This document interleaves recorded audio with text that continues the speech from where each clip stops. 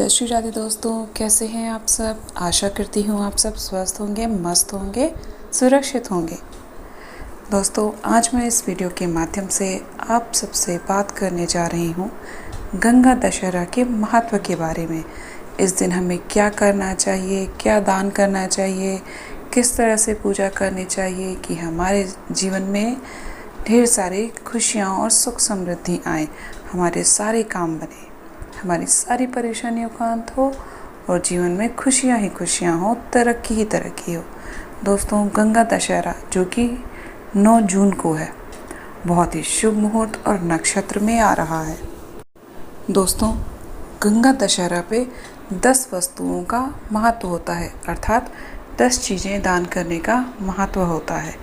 तो जानिए, चलिए जानते हैं इस वीडियो के माध्यम से कि ऐसी कौन सी 10 चीज़ें हैं जिनमें से कुछ का दान करके हम अपने हर एक कार्य बना सकते हैं, भगवान भोलेनाथ की कृपा पा सकते हैं। चलिए जानते हैं।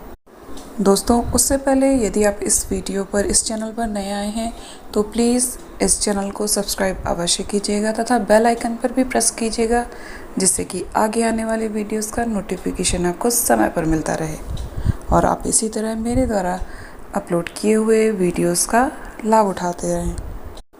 दोस्तों, गंगा दशहरा शुक्ल पक्ष की 10वीं तिथि के हस्त नक्षत्र में आ रहा है, साथ ही व्यतिपाती योग भी बन रहा है।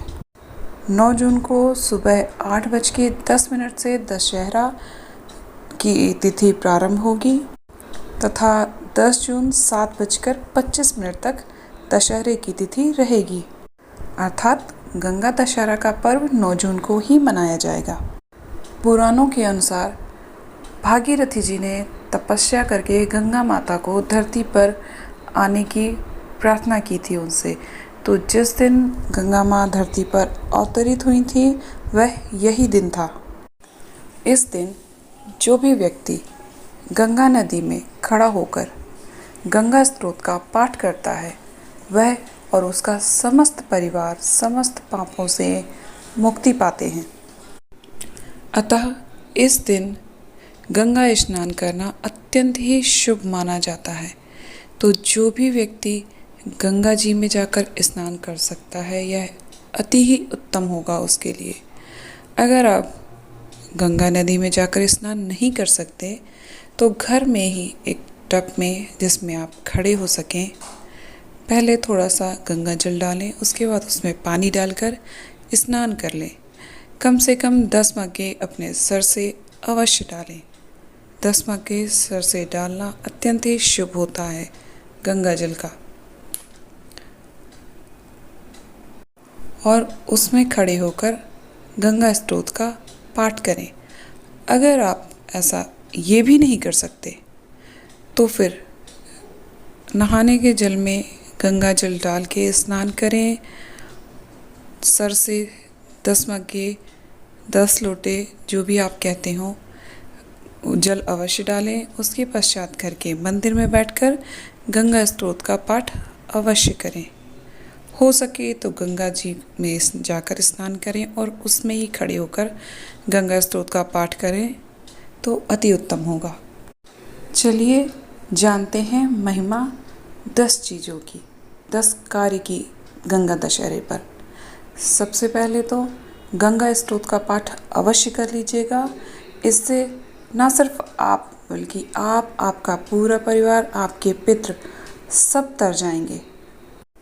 इसके अलावा गंगा दशहरे के दिन 10 चीज़ों के दान का महत्व होता है, अर्थात जो भी आप दान कर रहे हैं वह 10 की संख्या में हो। अगर आपने किसी को आम दान किए तो वो 10 की संख्या में होने चाहिए, 10 आम। कोई भी चीज़ दान कर रहे हैं तो वो 10 की संख्या में दान करिए, इसका अत्यंत ही महत्व होता है। इसके अलावा आज के दिन किया जाने वाला महा उपाय में आपको करना क्या है? यह उपाय दोस्तों अत्यंत ही शुभ फलदायी होता है। यह आपके जीवन से सारी परेशानियों, मुसीबत, संकट, आपकी विपदा, आपदा, हर एक चीज़ का अंत होता है इस उपाय से। घर में बरकत होती है, धन धान्य आता है, समस्त समस्याएं आपके जीवन से जुड़ी जो भी समस्या है, हर उस समस्या का अंत होता है। आपके दिमाग में, आपके मन मस्तिष्क में जो भी समस्या है या जो मनोकामना है वो सब पूर्ण होगी इस उपाय से। बस एक बार आप पूर्ण विश्वास के साथ करिए तो तब समझ में आएगा आपको इसका महत्व। दोस्तों, इसके लिए आपको करना क्या है, 10 पान के पत्ते एक दिन पहले ही अर्थात 8 तारीख को ही लाकर रख लें।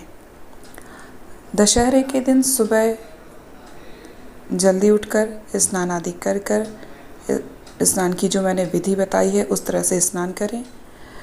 स्नान कर हर एक पान के पत्ते में चंदन की एक एक बिंदी लगाएं और शिवलिंग पर अर्पित करें। उसके बाद देखिएगा इसका चमत्कार क्या होता है। इसके बाद आपका चमत्कार खुद बोलेगा आपसे और आप बोलेंगे मुझसे। पर हाँ, अब आप ये सोचें कि आप अर्पित कर उसमें जाके भोलेनाथ को शिवलिंग पर पान का पत्ता चढ़ा कर आ गए हैं तो बस 2 सेकंड में आपके सारे काम हो जाएंगे। ऐसे नहीं होता है दोस्तों। भगवान चमत्कार करते हैं तो धीरे धीरे आपके काम बनने शुरू हो जाते हैं। अब आप सोचें कि 1 घंटे में बिल्कुल लॉटरी लग जाए और करोड़ों रुपए आसमान से बरस जाएं, ऐसा नहीं होता है। धीरे धीरे होगा, बरसेंगे। अगर आपको विश्वास है तो करोड़ों जरूर बरसेंगे। बस धीरे धीरे आपको मार्ग दिखेगा उस रास्ते पे जाने का, जहाँ पे करोड़ों रुपए आपके इंतज़ार कर रहे हैं, जहाँ पे आपका सुखी जीवन आपका इंतज़ार कर रहा है, जहाँ पे आपका विवाह आपका इंतज़ार कर रहा है, जहाँ पर आपकी नौकरी आपका इंतज़ार कर रही है, जहाँ पर खुशियाँ सुख सुविधाएं आपका इंतज़ार कर रही हैं, वो सारे रास्ते दिखेंगे आपको। एक बार पूरे विश्वास से उपाय करिए तो सही। दोस्तों, गंगा दशहरे पे जो महादान माना जाता है वह तिल और जौ का दान होता है। अगर आप 10 मुट्ठी जौ का दान करते हैं या 10 मुट्ठी तिल का दान करते हैं तो आपका घर हमेशा धन धान्य से भरा रहता है। अन्न धन की आपके घर में कभी भी कोई कमी नहीं होती है। इस दिन किया जाने वाला एक और अत्यंत ही महत्वपूर्ण दान है। अगर हो सके तो इसे अवश्य ही करिएगा। इसके लिए आप एक मिट्टी का मटका लीजिए, छोटा बड़ा कैसा भी ले सकते हैं। उसे पूरा गर्दन तक, गले तक, उसके ऊपर तक भर लीजिए। पहले थोड़ा सा गंगा जल फिर शुद्ध जल डाल के उसे पूरा भर लीजिए और उसमें थोड़ा सा मीठा गुड़ भी डाल सकते हैं आप। गुड़ डाल दीजिए थोड़ा सा और ले जाके और उसके ऊपर थोड़ी सी उसको ढक कर उसके ऊपर दक्षिणा रख दें थोड़ी सी, जितना भी आप रखना चाहें, जितना आप सक्षम हो रखने के लिए। उसके बाद उसे शिव मंदिर ले जाकर दे दें, पंडित जी को या किसी को भी जिसे आप दान करना चाहें। अगर कोई नहीं, मतलब किसी को दान नहीं करना है तो आप ले जाकर मंदिर में रख दें। उसके बाद देखिएगा इसका चमत्कार क्या होता है।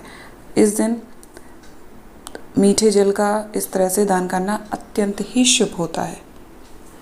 दोस्तों, ये सारे उपाय एक बार करिएगा, फिर आपके जीवन में जो चमत्कारी परिवर्तन होगा उसे आप खुद देखेंगे, खुद अनुभव करेंगे और मुझसे भी बताएंगे। अगर आप ऐसा नहीं कर सकते तो आप मीठे जल का वितरण कर सकते हैं, जहाँ प्याऊ लगे हैं उसमें सहायता कर सकते हैं, खुद जल का वितरण कर सकते हैं, मतलब कुछ भी करें लेकिन करें। शरबत भी बांटे जाते हैं आजकल गर्मियों में, तो आप इस दिन शरबत भी बांट सकते हैं सबको। आप मतलब जो कार्य सक्षम है करने में वो आप कर सकते हैं और करिएगा अवश्य। दोस्तों, गंगा दशहरे पर यह उपाय अवश्य कर लीजिएगा और 10 पान के पत्तों का उपाय जो मैंने बताया वो तथा गंगा स्तोत्र का पाठ अवश्य करिएगा, बिल्कुल भी मत भूलिएगा करना। उसके बाद तो बस चमत्कार ही चमत्कार है। तो दोस्तों, उम्मीद करती हूँ आपको ये वीडियो अच्छा लगा होगा और दी गई जानकारी समझ में भी आई होगी। अगर कुछ नहीं समझ में आया है तो कमेंट करके मुझसे कमेंट बॉक्स में पूछें और जय गंगा मैया अवश्य लिखें। मिलते हैं आपसे नए वीडियो में। तब तक के लिए आप हंसते रहिए, मुस्कुराते रहिए, खुश रहिए। जय श्री राधे, हर हर महादेव।